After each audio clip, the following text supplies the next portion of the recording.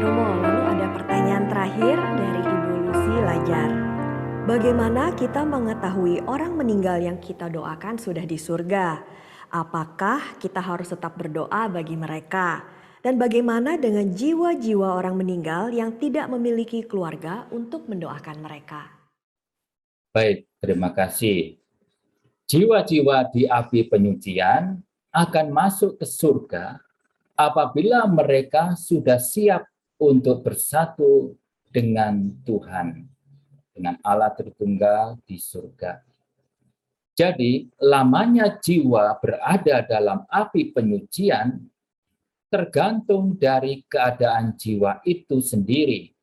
Seberapa banyak dosa yang harus diberi silih olehnya.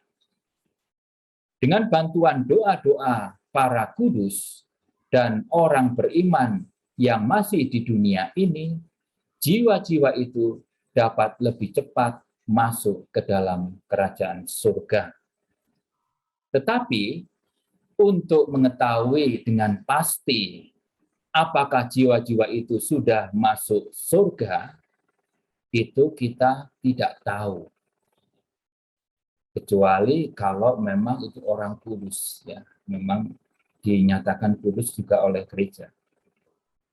Tetapi memang ada orang-orang tertentu terkadang diberi rahmat untuk mengetahuinya.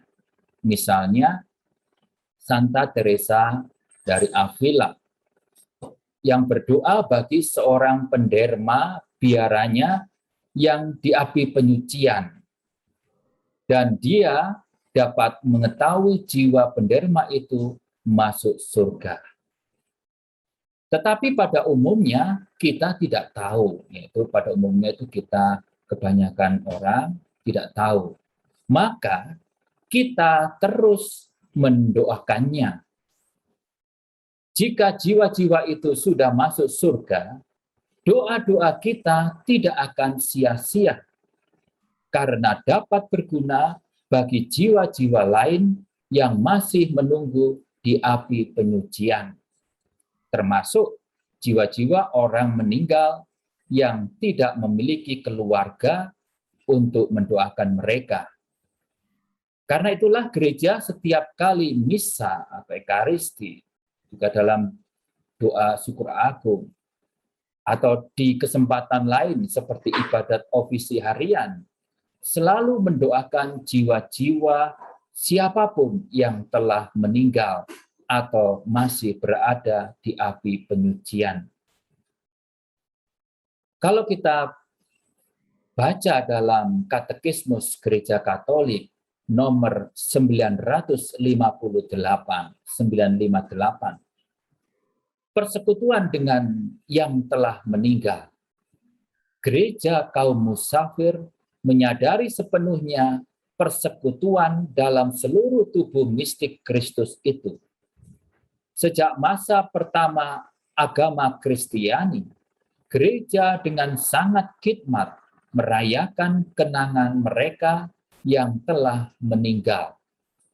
Dan karena inilah suatu pikiran yang mursyid dan saleh mendoakan mereka yang meninggal supaya dilepaskan dari dosa-dosa mereka. Itu dari 2 Makabe bab 12 ayat 45. Maka gereja juga mempersembahkan kurban-kurban silih bagi mereka. Doa kita untuk orang-orang yang sudah meninggal tidak hanya membantu mereka sendiri. Kalau mereka sudah dibantu, doa mereka pun akan berdaya guna bagi kita.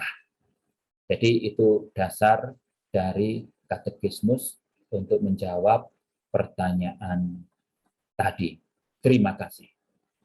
Baik Romo, terima kasih banyak telah menjawab pertanyaan dari para sahabat. Baik Romo, sebelumnya apakah mungkin Romo bisa menyampaikan kepada para sahabat 3 Minute Way teristimewa di bulan November ini? Baik, yang saya mau sampaikan, ya kita harus melakukan perbuatan cinta kasih kita kepada sesama kita. terutama mereka yang sudah meninggal, baik untuk anggota keluarga kita sendiri maupun juga untuk kenalan kita, untuk sahabat kita, ataupun juga untuk siapapun yang ada yang masih ada di api pemurnian. Dan saya kira ini adalah rahmat yang besar untuk kita melakukan perbuatan cinta kasih.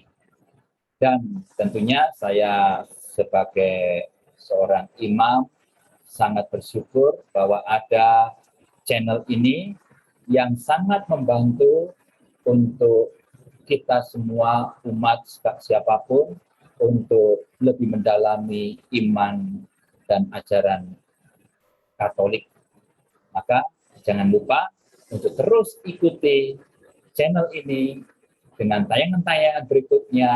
Jangan lupa like, comment, subscribe, dan share. Tuhan memberkati. Amin, mantap. Terima kasih banyak Robo Valen. Dan terima kasih kepada para sahabat Triminic Way. Nantikan tayangan-tayangan berikutnya. Salam, Tuhan memberkati kita semua.